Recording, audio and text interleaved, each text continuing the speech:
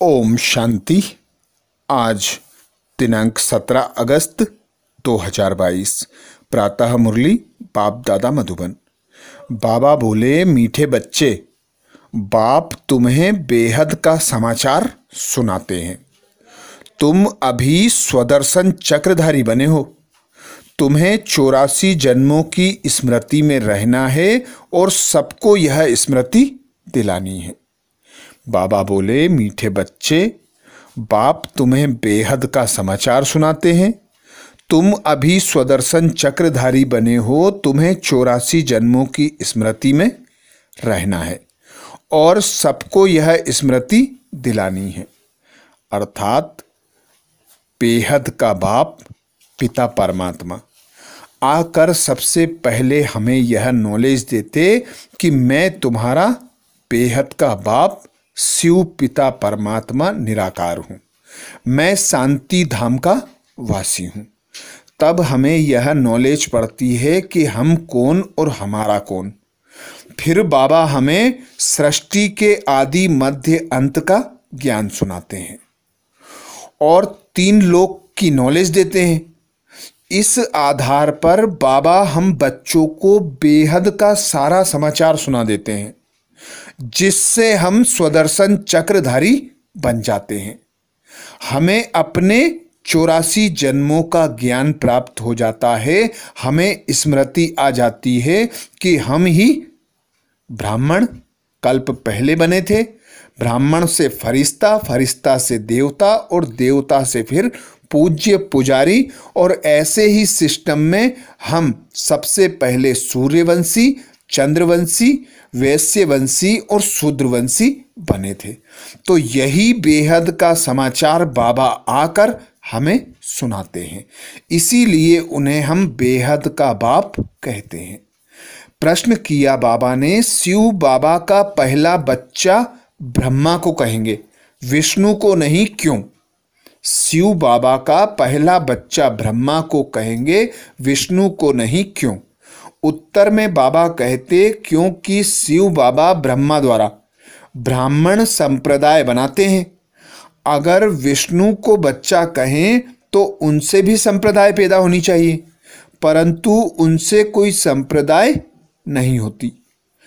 विष्णु को कोई मम्मा बाबा नहीं कहेंगे। वह जब लक्ष्मी नारायण के रूप में महाराजा महारानी है तो उनको अपना बच्चा ही मम्मा बाबा कहते हैं। ब्रह्मा से तो ब्राह्मण संप्रदाय पैदा होते हैं। अर्थात सृष्टि का रचयिता पिता परमात्मा निराकार भारत भूमि पर अवतरित होकर नई सतयुगी सृष्टि की स्थापना करते हैं और उस स्थापना में सबसे पहला बच्चा बनाते ब्रह्मा को, और ब्रह्मा द्वारा फिर ब्राह्मण संप्रदाय बनती और उसी से फिर आगे सृष्टि चलती। इसीलिए बाबा कहते, ब्रह्मा को प्रजापिता कहा जाता है, ना कि विष्णु को। इसीलिए पहला बच्चा ब्रह्मा बाप को कहते हैं। गीत सुनाया बाबा ने, तुम ही हो माता पिता, तुम ही हो बंधु सखा, तुम ही हो। ओम शांति। बाप बैठ बच्चों को समझाते हैं कि कोई गुरु गोसाई नहीं ऐसे नहीं कह सकते कि बाप बैठ बच्चों को समझाते हैं। बाबा कहते, बाप बैठ बच्चों को समझाते हैं कि कोई गुरु गोसाई ऐसे नहीं कह सकते कि बाप बैठ बच्चों को समझाते हैं, क्योंकि एक ही पिता है सर्व आत्माओं का। वही आकर यह कह सकते हैं कि मैं तुम्हारा बाप हूं, ना कि कोई गुरु गोसाई साधु सन्यासी। बाप बच्चों को क्या समझाएंगे? कौन सा बाप है यह तो सिर्फ तुम जानते हो और कोई सत्संग में ऐसे नहीं कह सकते। भल बाबा साईं मेहर बाबा कहते हैं, परंतु वो लोग तो कुछ भी समझते नहीं। जो बोले तुम जानते हो यह बेहद का बाप है, बेहद का समाचार सुनाते हैं। एक होता है हद का समाचार, दूसरा होता है बेहद का समाचार। इस दुनिया में कोई जानते ही नहीं, बाप कहते हैं तुमको बेहद का समाचार सुनाते हैं तो तुमको सृष्टि के आदि मध्य अंत का ज्ञान बुद्धि में आ जाता है। तुम जानते हो बरोबर बाप ने अपना परिचय दिया है और सृष्टि चक्र कैसे फिरता है वह भी यथार्थ रीति समझाया है। उसे समझकर हम औरों को समझाते हैं। बीज को परम पिता परमात्मा व बाप कहते हैं। हम हैं उनके बच्चे आत्माएं। तुम बच्चों की बुद्धि में है कि हम आत्माएं परम पिता परमात्मा की संतान हैं। परम पिता परमात्मा परम धाम के रहने वाले हैं। उन्होंने मूल वतन का समाचार समझाया है, कैसे यह सारी माला बनती है। पहले पहले बाप समझाते हैं मैं तुम्हारा बाप हूँ और मैं परम धाम में रहता हूँ। मुझे ही नॉलेजफुल ब्लिसफुल कहते हैं। मैं आकर तुम आत्माओं को पवित्रता सुख शांति का वर्षा देता हूँ। बच्चों की बुद्धि में यह फिरता रहता है, हम असल में कहाँ के रहने वाले हैं। हम सभी आत्माओं को भी पार्ट बजाना है। पार्ट का राज कोई भी समझ नहीं सकते, सिर्फ कहते रहते हैं पुनर्जन्म लेंगे। आत्मा इतने जन्म लेती है, कोई 84 लाख जन्म कहते हैं। कोई को समझाओ तो समझ जाते हैं कि 84 जन्म ठीक है। 84 जन्म कैसे लेते हैं यह बुद्धि में होना चाहिए। बरोबर हम सतो प्रधान थे, फिर सतो रजो तमो में आए। अब फिर संगम पर हम सतो प्रधान बन रहे हैं। यह जरूर तुम बच्चों की बुद्धि में होगा, तब तो तुमको स्वदर्शन चक्रधारी कहा जाता है। यह बातें तो बड़ी सहज हैं, जो बुढ़िया भी समझ सकती है कि बरोबर हमने 84 जन्म लिए हैं और कोई धर्म वाले मनुष्य नहीं लेते। यह भी समझाना होता है अभी हम ब्राह्मण हैं, फिर देवता क्षत्रिय वैश्य शूद्र बनते हैं। ऊंचते ऊंच हैं शिव बाबा। यह अभी तुम्हारी बुद्धि में है। ऐसे हम पुनर्जन्म लेते हैं। पुनर्जन्म को तो जरूर मानना पड़े। अब तुमको अपने 84 जन्मों के पार्ट की स्मृति आई है। बुढ़ियों के लिए भी यह समझानी बहुत सहज है। तुमको कोई किताब आदि पढ़ने की दरकार नहीं रहती। बाप ने समझाया है कि तुम 84 जन्म कैसे लेते हो। तुम ही देवी देवता थे, फिर 8 जन्म सतयुग में, 12 जन्म त्रेता में, 63 जन्म द्वापर कलयुग में लिए और यह एक जन्म है सबसे ऊंच। तो सहज समझते हो ना। कुरुक्षेत्र की बूढ़ी माताएं भी समझती ही हो ना।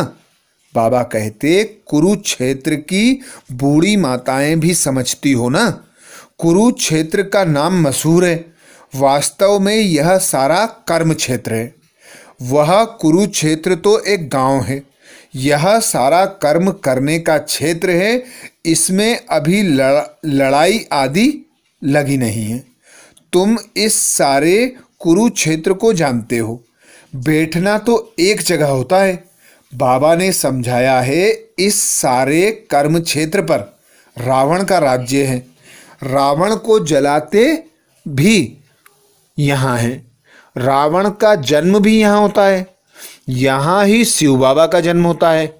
यहाँ ही देवी देवताएं थे। फिर वही पहले पहले वाम मार्ग में जाते हैं। बाबा भी यहाँ भारत में ही आते हैं। भारत की बड़ी महिमा है। बाप भी भारत में ही बैठ समझाते हैं। बच्चों, तुम 5000 वर्ष पहले आदि सनातन देवी देवता धर्म के थे, राज्य करते थे। उनमें पहले नंबर लक्ष्मी नारायण विश्व पर राज्य करते थे। उनको 5000 वर्ष हुए।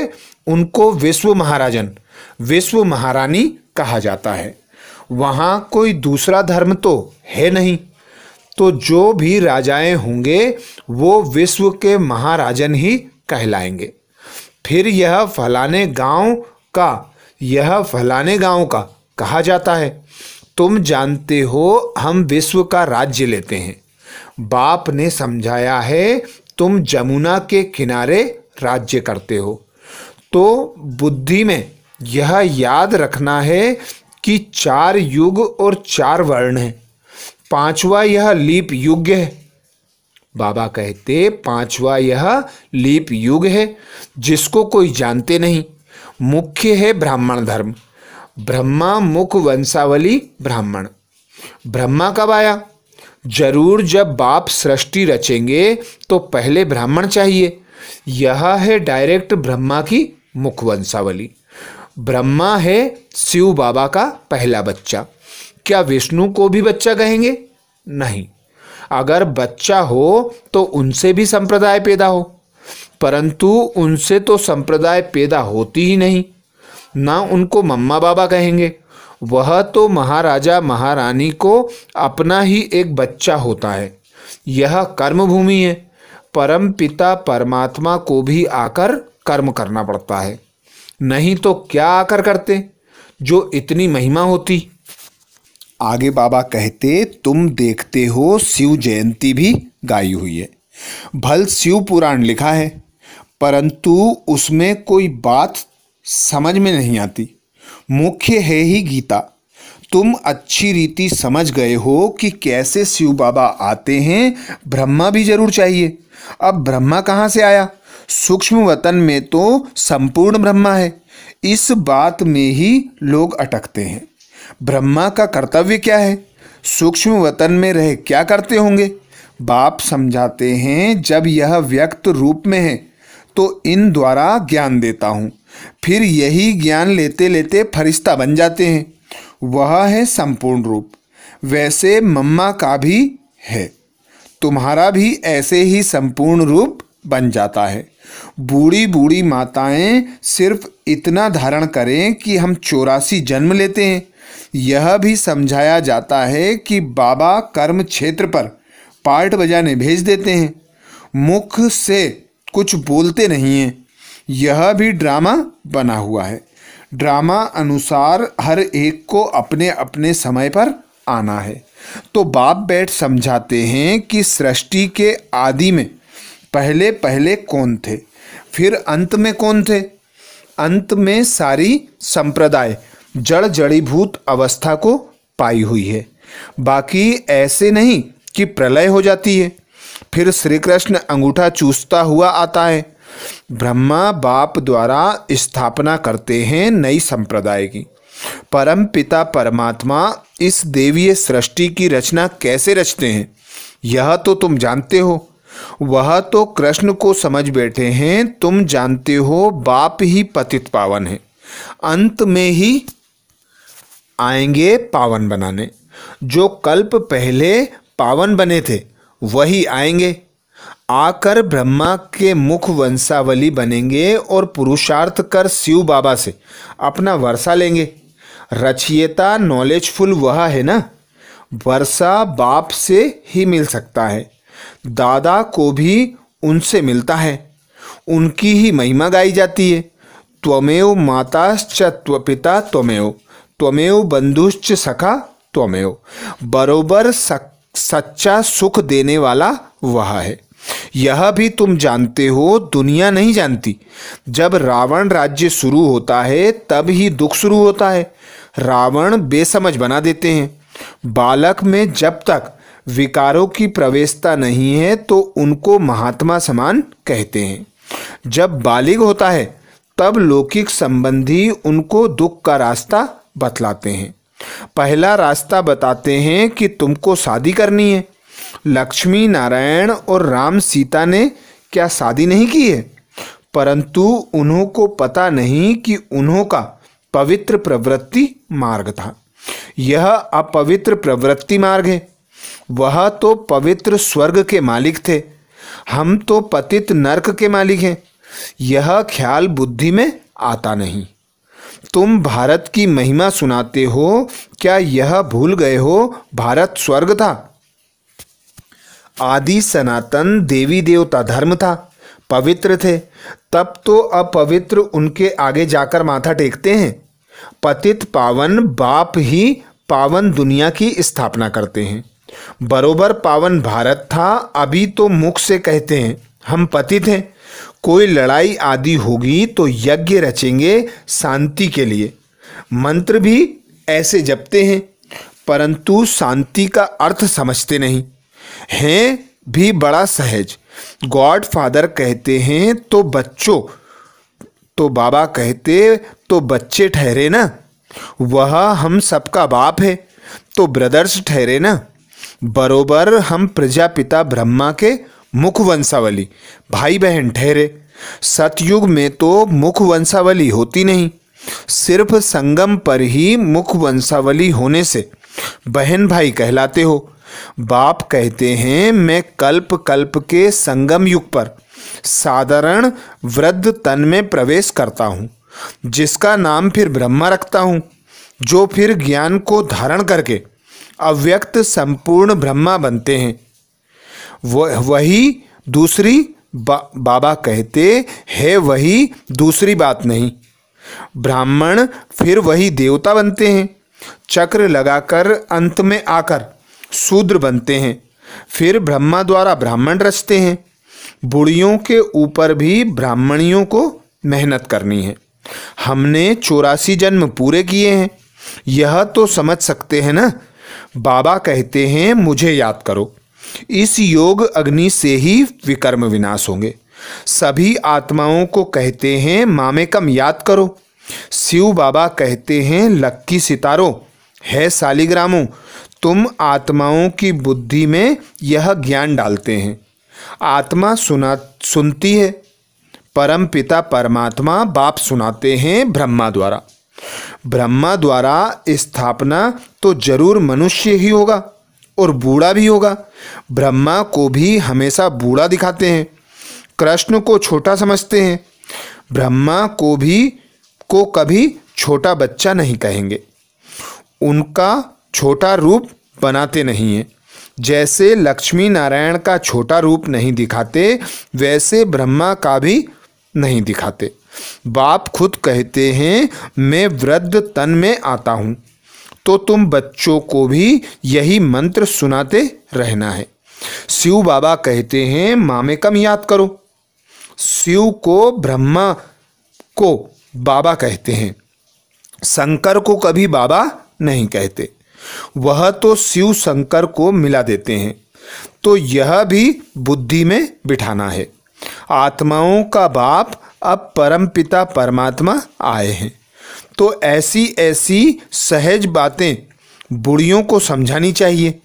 बाबा प्रश्न पूछते हैं कि आगे तुमको क्या बनाया था, तो इतना तो कहें कि स्वदर्शन चक्रधारी बने थे। बाप को और चक्र को याद करने से तुम रूहानी विलायत में चले जाते हो। वह फॉरेन तो दूर देश है ना, हम आत्माएं सब दूर देश में रहने वाली हैं। हमारा घर देखो कहाँ है, सूरज चांद से भी पार, जहाँ कोई गम नहीं। अभी तुम आत्माओं को घर की याद आई है। हम वहाँ अशरीरी रहते थे, शरीर नहीं था। यह खुशी होनी चाहिए। अभी हम अपने घर जाते हैं। बाप का घर सो अपना घर। बाबा ने कहा है मुझे याद करो और अपने मुक्ति धाम को याद करो। साइंस घमंडी तो परमात्मा को बिल्कुल नहीं जानते। बाप को तरस पड़ता है कि उन्हों के कानों में भी कुछ पड़ता रहे, तो शिव बाबा को याद करें। देह अभिमान टूट जाए। नर से नारायण बनने की यह सत्य कथा है। सच्चे बाप को याद करो तो सचखंड के मालिक बन जाएंगे। सच्चा बाबा ही स्वर्ग की स्थापना करते हैं। कहते हैं और संग बुद्धि योग तोड़ो। सरकारी नौकरी 8 घंटा करते हो, उनसे भी यह बहुत ऊंची कमाई है। कहाँ भी जाओ बुद्धि से यह याद करते रहना तुम कर्मयोगी हो। कितना सहज समझाते हैं। बुढ़ियों को देखकर मैं खुश होता हूँ, क्योंकि फिर भी हमारी हमजिन्स हैं। मैं मालिक बनूं, हमजिन्स ना बने तो यह भी ठीक नहीं। बाप है अविनाशी ज्ञान सर्जन, ज्ञान इंजेक्शन सद्गुरु दिया, अज्ञान अंधेर विनाश। तुम्हारा अज्ञान दूर हो गया है, बुद्धि में ज्ञान आ गया है, सब कुछ जान गए हो। अच्छा, मीठे मीठे सिकिल दे बच्चों प्रति माता पिता बाप दादा का याद प्यार और गुड मॉर्निंग। रूहानी बाप की रूहानी बच्चों को नमस्ते। हम सब रूहानी बच्चों की रूहानी माता पिता बाप दादा को याद प्यार, गुड मॉर्निंग और नमस्ते। धारणा के लिए मुख्य सार में बाबा कहते, पहली पॉइंट, ऊंची कमाई करने के लिए बुद्धि का योग और सबसे तोड़ एक बाप से जोड़ना है। सच्चे बाप को याद कर सचखंड का मालिक बनना है। ऊंची कमाई करने के लिए बुद्धि का योग और सबसे तोड़ एक बाप से जोड़ना है। सच्चे बाप को याद कर सचखंड का मालिक बनना है। दूसरी पॉइंट बाबा कहते, जैसे ब्रह्मा बाप ज्ञान को धारण कर संपूर्ण बनते हैं, ऐसे ही ब्रह्मा बाप समान संपूर्ण बनना है। जैसे ब्रह्मा बाप ज्ञान को धारण कर संपूर्ण बनते हैं, ऐसे ही बाप समान संपूर्ण बनना है। वरदान दिया बाबा ने। वरदान में बाबा कहते, अटूट निश्चय के आधार पर विजय का अनुभव करने वाले सदा हर्षित और निश्चिंत भाव। अटूट निश्चय के आधार पर विजय का अनुभव करने वाले सदा हर्षित और निश्चिंत भाव। डिटेल में बाबा कहते, निश्चय की निशानी है मनसा वाचा कर्मणा, संबंध संपर्क हर बात में सहज विजयी।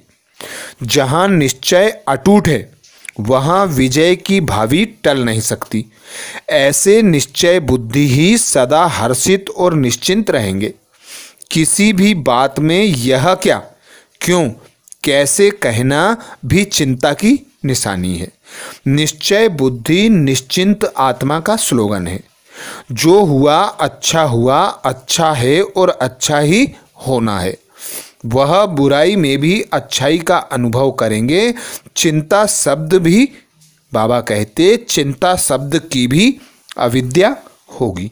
स्लोगन में बाबा कहते, सदा प्रसन्नचित रहना है तो बुद्धि रूपी कंप्यूटर में फुल स्टॉप की मात्रा लगाओ।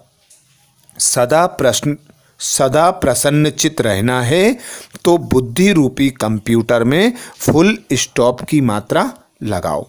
तो ये थे बाबा के महावाक्य 17 अगस्त 2022 के। अच्छा, ओम शांति।